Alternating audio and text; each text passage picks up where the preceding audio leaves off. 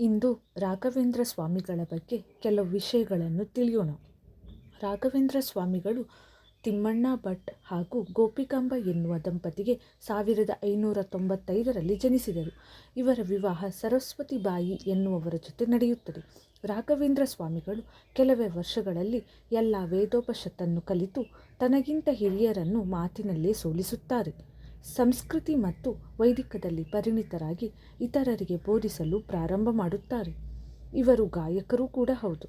ಇವರ ಗುರುಗಳಾದ ಸುಧೀಂದ್ರ ತೀರ್ಥರಿಗೆ ವಯಸ್ಸಾಗುತ್ತದೆ.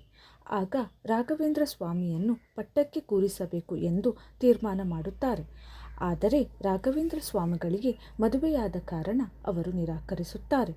ಆದರೆ ಸುಧೀಂದ್ರ ತೀರ್ಥರಿಗೆ ರಾಘವೇಂದ್ರ ಸ್ವಾಮಿಯವರೇ ಸರಿಯಾದ ವ್ಯಕ್ತಿ ಎಂದು ತಿಳಿದು ಅವರ ಹೆಂಡತಿಗೆ ತಿಳಿಸದೆ ಅವರಿಗೆ ದೀಕ್ಷೆಯನ್ನು ಕೊಡಿಸುತ್ತಾರೆ.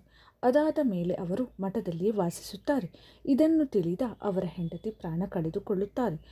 ವೆಂಕಣ್ಣ ಭಟ್ ಎಂದು ಹೆಸರಿರುವ ರಾಘವೇಂದ್ರ ಸ್ವಾಮಿಗೆ ಸುಧೀಂದ್ರ ತೀರ್ಥರು ರಾಘವೇಂದ್ರ ಸ್ವಾಮಿ ಎಂದು ಮರುನಾಮಕರಣ ಮಾಡುತ್ತಾರೆ. ಶುದ್ಧ ಮನಸ್ಸಿನಿಂದ ಓಂ ಗುರು ರಾಘವೇಂದ್ರಾಯ ನಮಃ ಎಂದು ಬೇಡಿಕೊಂಡರೆ ಎಂತಹ ಕಷ್ಟಗಳೇ ಇದ್ದರೂ ದೂರವಾಗುತ್ತದೆ.